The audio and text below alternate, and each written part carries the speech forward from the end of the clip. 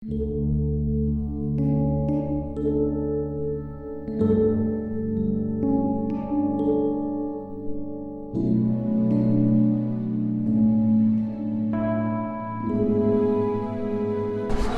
pagi saudara yang dikasihi Tuhan. Kita jumpa lagi pada hari Selasa tanggal 20 April 2021. Pagi ini saya ajak kita menemukan Efesus pasal 4 ayat yang ke-32 yang berkata sebagai berikut.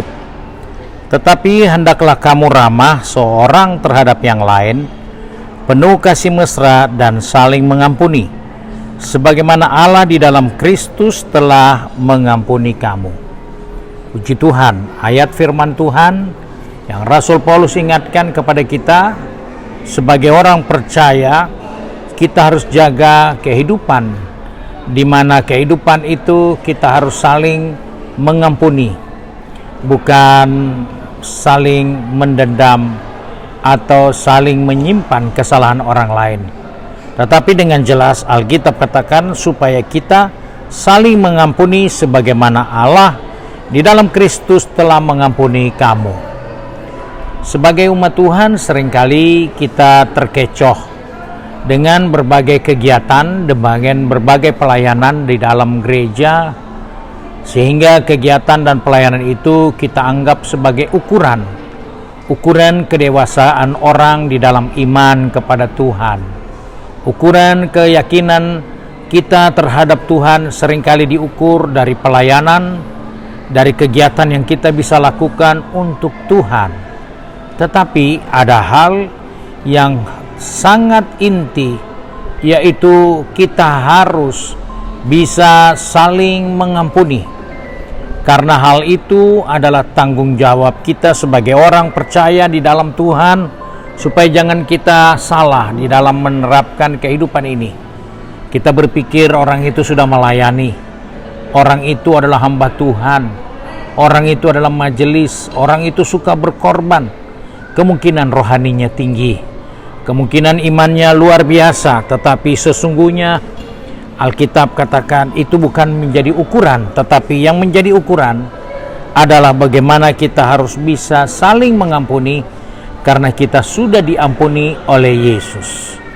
Hal inilah yang seringkali kita lupakan dalam hidup ini, karena kita tidak merasa penting untuk belajar mengampuni. Karena sebab itu sebagai orang percaya, dalam perjalanan hidup ini, kita tidak boleh abaikan hal-hal yang Alkitab ingatkan. Pengampunan adalah hal prinsip. Di saat kita tidak mengampuni orang yang bersalah kepada kita, maka sorga pun tidak akan memberikan pengampunan kepada kita. Siapa yang harus mengampuni kita? Siapa yang bisa melayakkan kita untuk selamat kalau kita tidak diampuni dosa kita? Sebab itu, untuk hal inilah kita harus belajar mengampuni orang yang bersalah kepada kita. Karena dengan demikian kita pun akan memperoleh pengampunan. Kita melepaskan bahagian penting yang kita harus berikan kepada orang lain, supaya kita menerima bahagian kita yang terbaik dari Tuhan.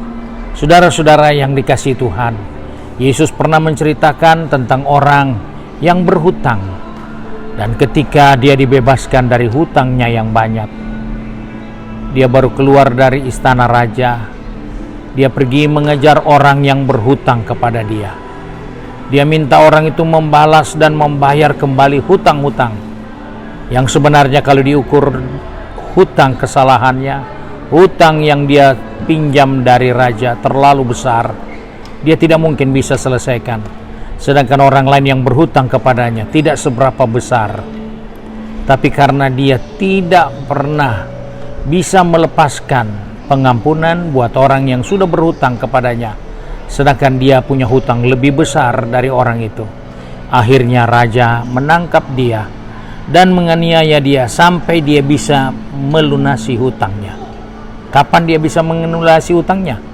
Kalau dia ditangkap. Kapan dia bisa melunasi hutangnya? Kalau dia dianiaya. Tidak mungkin dia bisa menyelesaikan hutangnya.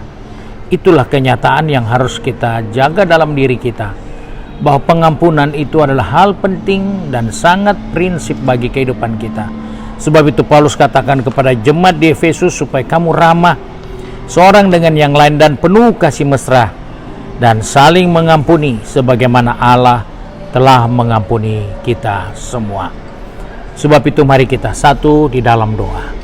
Kembali kami datang kepada Bapa di surga dengan mengucap syukur karena hari ini Tuhan mengingatkan kepada kami pengampunan yang kami harus bangun dari diri kami sendiri.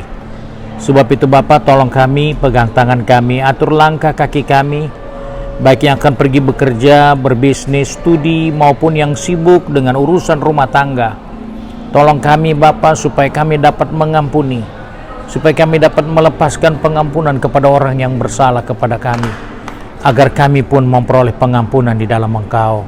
Sebab itu tolong kami sepanjang hari ini, di dalam segala kegiatan kami, pasti ada gesekan, pasti ada benturan, tetapi ajarlah kami. Gesekan dan benturan itu bukan menjadi sebab kami tidak dapat melepaskan pengampunan, bukan menjadi sebab kami harus saling menyimpan hati, bukan menjadi sebab kami untuk saling tidak ramah satu dengan yang lain.